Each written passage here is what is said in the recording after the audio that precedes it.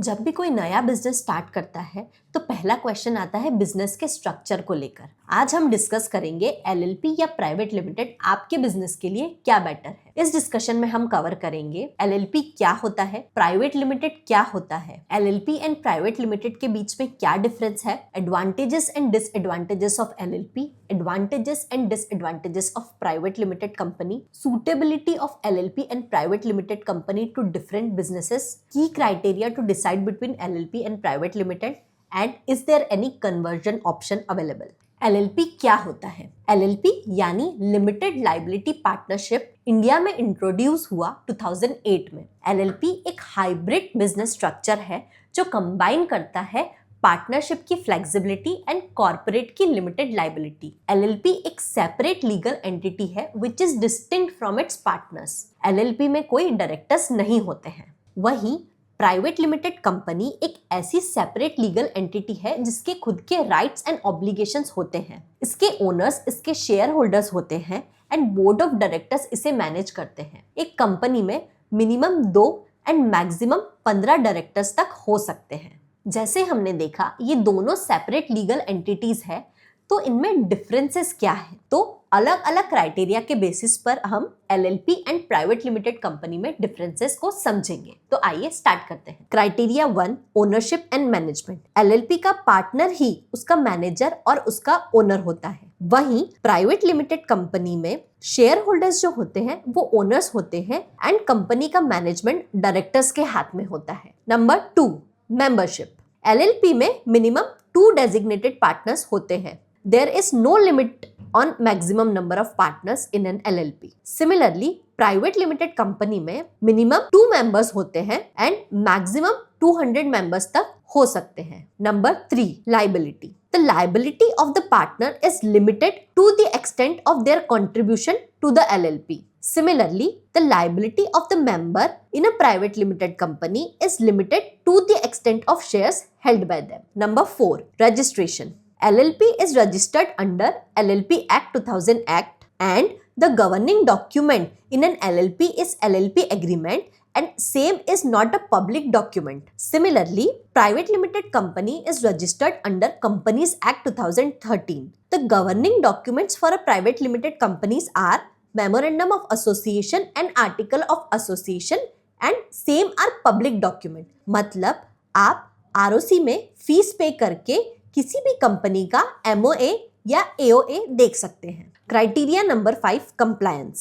LLP does not have to conduct board meeting or an AGM, whereas private limited company must conduct minimum 4 board meetings every year and an AGM within 6 months of the end of the financial year. With respect to the auditing of accounts, an LLP should get its account audited when its turnover exceeds rupees 40 lakh and capital contribution exceeds rupees 25 lakh. वहीं private limited company को audit करना mandatory है irrespective of its turnover. Criteria number 6, taxation. An LLP should pay a 30% of fixed tax rate and if its total income exceeds rupees 1 crore, surcharge of 12% is applicable to an LLP. Whereas a private limited company should pay tax at the rate of 25% if its turnover is less than 400 crore. If its turnover exceeds rupees 400 crore, the tax rate should be at 30%. Criteria number 7, fundraising. There are limited options available for raising fund to LLP. Generally, LLPs are funded by partners or private investors, whereas in private limited company, it can raise funds through issuance of shares or by attracting venture capital or private equity investors. Also, LLP का incorporation cost private limited company की government fees यानी इसके incorporation cost से much lower है। अब हम देखेंगे LLP के क्या एडवांटेजेस और डिसएडवांटेजेस है।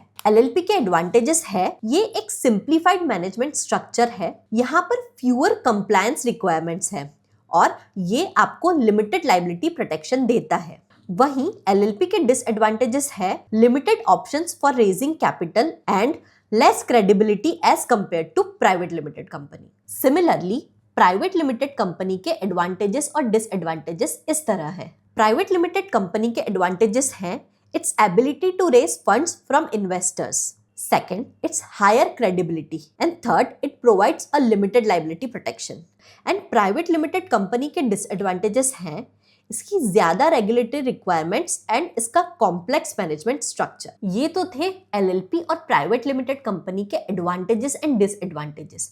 लेकिन कौन से बिजनेस को कौन सा बिजनेस स्ट्रक्चर सूट करेगा ये कैसे पता करेंगे? तो अगर आप एक स्मॉल बिजनेस हैं एंड आप फ्लेक्सिबिलिटी प्रेफर करते हैं and complex compliances and high incorporation cost को अवॉइड करना चाहते हैं तो एलएलपी आपके लिए एक आइडियल ऑप्शंस है। Startups, traders, small to medium size business जिन्हें एक्सटर्नल फंडिंग की इतनी रिक्वायरमेंट नहीं है उनके लिए एलएलपी एक अच्छा ऑप्शन है। वहीं अगर आपके बिजनेस का goal significant growth, investment and credibility है तो प्राइवेट लिमिटेड कंपनी आपके लिए एक आइडियल स्ट्रक्चर होगा। प्राइवेट लिमिटेड कंपनी उन बिजनेसेस के लिए अच्छा है जिनका सिग्निफिकेंट टर्नओवर है एंड जो एक्सटर्नल फंडिंग सीक करते हैं। तो अब ये क्वेश्चन आता है कि आप डिसाइड कैसे करेंगे कि कौन सा बिजनेस स्ट्रक्चर आपके बिजनेस के लिए सूटेबल है। तो depending upon business goal, funding requirement, compliance capacity and growth prospect एक बिजनेस एलएलपी या प्राइवेट लिमिटेड कंपनी में से एक ऑप्शन ऑप्ट कर सकता है। अब एक क्वेश्चन यहाँ ये अराइज होता है कि अगर बिजनेस की रिक्वायरमेंट्स चेंज हो रही है तो क्या हम एलएलपी से प्राइवेट लिमिटेड कंपनी या वाइज वर्सा कन्वर्ट कर सकते हैं? तो हाँ, कन्वर्जन ऑप्शंस अवेलेबल है but with detailed process and compliance with regulatory requirements.